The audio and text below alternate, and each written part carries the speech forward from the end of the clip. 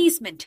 Concept of easement define ചെയ്തിട്ടുള്ളത് section 4 of Indian ഈസ്മെന്റ്സ് act 1882 ഇനി ഈസ്മെന്ററി right എന്താണെന്ന് നോക്കാം. മറ്റൊരാളുടെ ലാൻഡിൽ വേറൊരു ലാൻഡിന്റെ ഓണർ അല്ലെങ്കിൽ ഒക്യുപ്പയറിന് പൊസഷൻ ഉള്ള റൈറ്റ് കിട്ടുകയാണ്. കാരണം ഈ വ്യക്തിയുടെ ലാൻഡ് ബെനിഫിഷ്യൽ ആയിട്ട് എൻജോയ് ചെയ്യാൻ ഈ റൈറ്റ് അത്യാവശ്യമാണ്. ഈ റൈറ്റ് കൊടുത്തില്ലെങ്കിൽ ഓണർക്ക് അയാളുടെ പ്രോപ്പർട്ടി ഫുള്ളി എൻജോയ് ചെയ്യാൻ കഴിയില്ല. ഉദാഹരണത്തിന് വഴി, വെള്ളം, വെളിച്ചം, വായു ഇതിനൊക്കെ എന്തെങ്കിലും തടസ്സം വരികയാണെന്നുണ്ടെങ്കിൽ ഈസ്മെന്ററി റൈറ്റ് വെച്ച് അത് നമുക്ക് മാറ്റാൻ കഴിയുന്നതാണ്. ഫോർ ആൻ എക്സാമ്പിൾ, എ എന്ന വ്യക്തിക്ക് അയാളുടെ വീട്ടിലേക്ക് എത്തിച്ചേരാൻ വഴിയൊന്നുമില്ല. എന്നാൽ ബിയുടെ പ്രോപ്പർട്ടിയിൽ കൂടി ഒരു വഴി കൊടുത്താൽ എക്ക് സുഖമായിട്ട് അയാളുടെ വീട്ടിലെത്താൻ കഴിയും. അപ്പോൾ ഈ ഈസ്മെന്ററി റൈറ്റ് വെച്ചിട്ട് എക്ക് ബിയുടെ പ്രോപ്പർട്ടിയിലൂടെ വഴി കിട്ടും.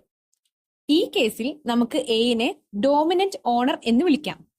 എയുടെ വീടിനെ ഡോമിനന്റ് ഹെറിറ്റേജ് എന്ന് വിളിക്കാം. ഈ ബിയെ നമുക്ക് സെർവിയന്റ് ഓണർ എന്ന് വിളിക്കാം. ബിയുടെ പ്രോപ്പർട്ടിയെ സെർവിയന്റ് ഹെറിറ്റേജ് എന്ന് വിളിക്കാം. അപ്പോൾ ആരാണോ ഓണർ അല്ലെങ്കിൽ ഒക്യുപ്പയർ അയാൾ ഡോമിനന്റ് ഓണർ. ഏത് ലാൻഡിനാണ് ഈസ്മെന്ററി റൈറ്റിന്റെ ബെനിഫിറ്റ് കിട്ടുന്നത് ആ ലാൻഡിനെ ഡോമിനന്റ് ഹെറിറ്റേജ് എന്ന് വിളിക്കാം. ഇനി ഏത് വ്യക്തിയുടെ ലാൻഡിനാണ് ലയബിലിറ്റി ഇമ്പോസ് ചെയ്യുന്നത് ആ വ്യക്തിയെ സെർവിയന്റ് ഓണർ എന്ന് വിളിക്കാം. ആ ലയബിലിറ്റി ഇമ്പോസ് ചെയ്ത ലാൻഡിനെ സെർവിയന്റ് ഹെറിറ്റേജ് എന്ന് വിളിക്കാം. ഇനി നമുക്ക് ഈസ്മെന്റിന്റെ കീ കോമ്പണന്റ്സ് ഏതൊക്കെയാണെന്ന് നോക്കാം. First one, land. പെർമനന്റ് ആയിട്ട് എർത്തിൽ അറ്റാച്ച് ചെയ്തിട്ടുള്ളതെല്ലാം ലാൻഡ് ആണ്. Second one, beneficial enjoyment. Beneficial enjoyment എന്ന് വെച്ചാൽ നമ്മുടെ കൺവീനിയൻസ്, അഡ്വാൻറ്റേജ് അല്ലെങ്കിൽ നെസസിറ്റി ഇതെല്ലാം നമ്മുടെ ഒരു റൈറ്റിൽ നിന്ന് ഡിറൈവ് ചെയ്ത് വന്നിരിക്കണം. തേർഡ് വൺ, ഡോമിനന്റ് ഓണറും സെർവിയന്റ് ഓണറും ഉണ്ടായിരിക്കണം. ഇനി നമുക്ക് ഈസ്മെന്റിന്റെ കുറച്ച് എക്സാമ്പിൾസ് നോക്കാം. First one, right of way. അതായത് നമ്മൾ റോഡിലേക്ക് എത്താൻ വേണ്ടി നൈബറിന്റെ ലാൻഡ് യൂസ് ചെയ്യാണ്. ഇതിനെ റൈറ്റ് ഓഫ് വേ ആയിട്ട് കണക്കാക്കാം. Second one, right to water. ഒരു ഫാമർ അയാളുടെ ഫീൽഡിലേക്ക് ആവശ്യമുള്ള വെള്ളം എടുക്കാൻ വേണ്ടിയിട്ട് അടുത്തുള്ള ഒരാളുടെ പറമ്പിൽ കൂടെ ഒഴുകുന്ന ഒരു സ്ട്രീമിൽ നിന്ന് വെള്ളം എടുക്കുകയാണ്. ഇതിനെ റൈറ്റ് ടു വാട്ടർ ആയിട്ട് കണക്കാക്കാം. Third one, right to sunlight. നമ്മുടെ വീട്ടിലേക്ക് സൂര്യപ്രകാശം എത്താത്ത രീതിയിൽ പണിയുന്ന ബിൽഡിങ്ങിന്റെ പണി നിർത്തിവെപ്പിക്കുന്നു. ഇത് റൈറ്റ് ടു സൺലൈറ്റ് ആയിട്ട് കണക്കാക്കാം. ഇനി ഈസ്മെന്റിന്റെ കുറച്ച് എസെൻഷ്യൽ എലമെന്റ്സ് നോക്കാം. ഫസ്റ്റ് വൺ, രണ്ട് പ്രോപ്പർട്ടി ഉണ്ടായിരിക്കണം. സെക്കൻഡ് വൺ, ആ രണ്ട് പ്രോപ്പർട്ടിക്കും ഡിഫറെന്റ് ഓണേഴ്സ് ആയിരിക്കണം. തേർഡ് വൺ, നമ്മുടെ ഡോമിനന്റ് ഹെറിറ്റേജിന്റെ യൂട്ടിലിറ്റി ഓർ എൻജോയ്മെന്റിനെ ഈ ഈസ്മെന്റ് എൻഹാൻസ് ചെയ്തിട്ടുണ്ടാവണം. Fourth one, positive easement. അതായത് ഡോമിനന്റ് ഓണറിനെ ഒരു സ്പെസിഫിക് ആയ ആക്ട് പെർഫോം ചെയ്യാൻ അനുവദിക്കുന്നതായിരിക്കണം. ഉദാഹരണത്തിന് വഴി ഉപയോഗിക്കുന്നത്. ഫിഫ്ത്ത് വൺ, നെഗറ്റീവ് ഈസ്മെന്റ് ഉണ്ടായിരിക്കണം. സെർവിയന്റ് ഓണറിനെ ഒരു ആക്ട് ചെയ്യുന്നതിൽ നിന്ന് റെസ്ട്രിക്ട് ചെയ്യുന്നതിനെ നെഗറ്റീവ് ഈസ്മെന്റ് എന്ന് പറയുന്നു. അതായത് നമ്മുടെ വീട്ടിലേക്ക് ആവശ്യമായ സൂര്യപ്രകാശം എത്താൻ തടസ്സപ്പെടുത്തുന്ന ഒരു ബിൽഡിങ്ങിന്റെ പണി നമ്മൾ തടഞ്ഞു വെക്കുകയാണ്. ഇതിനെ നെഗറ്റീവ് ഈസ്മെന്റ് എന്ന് പറയുന്നു. ഇനി ടൈപ്സ് ഓഫ് ഈസ്മെന്റ്സ് നോക്കാം. Public easement, private easement, positive easement, negative easement, apparent easement, non apparent easement, continuous easement and discontinuous easement. ഇനി പബ്ലിക് ഈസ്മെന്റ് എന്താണെന്ന് നോക്കാം. പ്രൈവറ്റ്ലി ഓൺഡ് ആയിട്ടുള്ള ഒരു പ്രോപ്പർട്ടിയുടെ ഒരു സ്പെസിഫിക് പാർട്ട് ജനറൽ പബ്ലിക്കിന് യൂസ് ചെയ്യാൻ കൊടുക്കുന്നതിനെ പബ്ലിക് ഈസ്മെന്റ് എന്ന് പറയുന്നു. ഉദാഹരണത്തിന് ബീച്ച് ആക്സസ് ഒക്കെ കൊടുക്കുന്നത്. Next, private easement. രണ്ട് പാർട്ടീസ് അതിലെ ഒരാളുടെ പ്രോപ്പർട്ടിയുടെ ഒരു പോർഷൻ യൂസ് ചെയ്യാൻ മറ്റേ ആൾക്ക് റൈറ്റ് കൊടുക്കുന്നു. അതും ഒരു ലീഗൽ എഗ്രിമെന്റ് വഴി.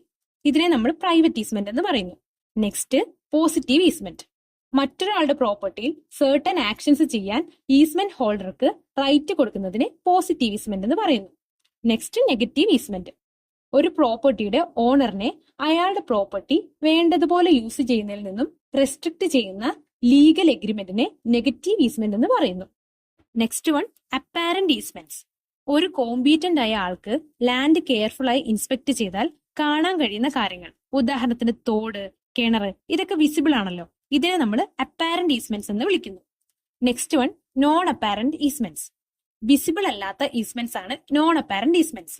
ഉദാഹരണത്തിന് എയർ, വായു കാണാൻ സാധിക്കില്ല, എന്നാലും നമ്മുടെ വീട്ടിലേക്കുള്ള വായു സഞ്ചാരം കുറയ്ക്കുന്ന രീതിയിൽ ഏതെങ്കിലും കൺസ്ട്രക്ഷൻ വർക്ക് ഉണ്ടായാൽ അത് ഈസ്മെന്റ് റൈറ്റ് വെച്ച് സ്റ്റോപ്പ് ചെയ്യാൻ കഴിയും.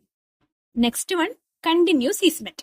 മനുഷ്യന്റെ ഇടപെടലില്ലാതെ കണ്ടിന്യൂസ് ആയി യൂസ് ചെയ്യാൻ പറ്റുന്ന ഈസ്മെന്റ്സിനെ കണ്ടിന്യൂസ് ഈസ്മെന്റ്സ് എന്ന് പറയാം. എക്സാമ്പിൾ, സൺലൈറ്റ് ഒക്കെ ഒരു തടസ്സവും ഇല്ലാതെ വീട്ടിലേക്ക് വരുന്നതിനെ കണ്ടിന്യൂസ് ഈസ്മെന്റ് ആയിട്ട് കണക്കാക്കാം. കണ്ടിന്യൂസ് ആയിട്ട് 20 കൊല്ലം ഈ ഒരു റൈറ്റ് യൂസ് ചെയ്തില്ലെങ്കിൽ പിന്നീട് ഈസ്മെന്റ് റൈറ്റ് വെച്ച് ഇത് തിരിച്ചെടുക്കാൻ പറ്റില്ല. അതായത് 20 വർഷമൊക്കെ പൂട്ടിക്കിടക്കുന്ന വീടിന്റെ നേരെ സൂര്യപ്രകാശം വരാത്ത രീതിയിൽ എന്തെങ്കിലും കൺസ്ട്രക്ഷൻ നടത്തിയാൽ അതിനെതിരെ ഒന്നും ചെയ്യാൻ കഴിയില്ല. Next one, discontinuous easement. ഇതിന് മനുഷ്യന്റെ ഇടപെടൽ ആവശ്യമാണ്. ഉദാഹരണത്തിന് നെയ്ബറിന്റെ ലാൻഡിലൂടെയുള്ള വഴിയുടെ അവകാശം. ഇതും തുടർച്ചയായി 20 വർഷം യൂസ് ചെയ്തില്ലെങ്കിൽ സ്റ്റോപ്പ് ചെയ്യാൻ പറ്റും. അടുത്തത് modes of acquisition of easements നോക്കാം. First one, express grant. ഒരു പ്രോപ്പർട്ടിയുടെ ഓണർ മറ്റൊരാൾക്ക് അയാളുടെ പ്രോപ്പർട്ടിയിലേക്ക് ആക്സസിനുള്ള പെർമിഷൻ കൊടുക്കുന്നു. ഇതിനെ എക്സ്പ്രസ് ഗ്രാന്റ് എന്ന് വിളിക്കാം. അടുത്തത് പ്രിസ്ക്രിപ്ഷൻ. സ്പെസിഫൈഡ് പീരീഡിലേക്ക് ഒരു റൈറ്റ് കണ്ടിന്യൂസും അൺഇൻറപ്റ്റഡുമായി യൂസ് ചെയ്ത് നേടുന്ന ഈസ്മെന്റിനെ പ്രിസ്ക്രിപ്ഷൻ എന്ന് പറയുന്നു.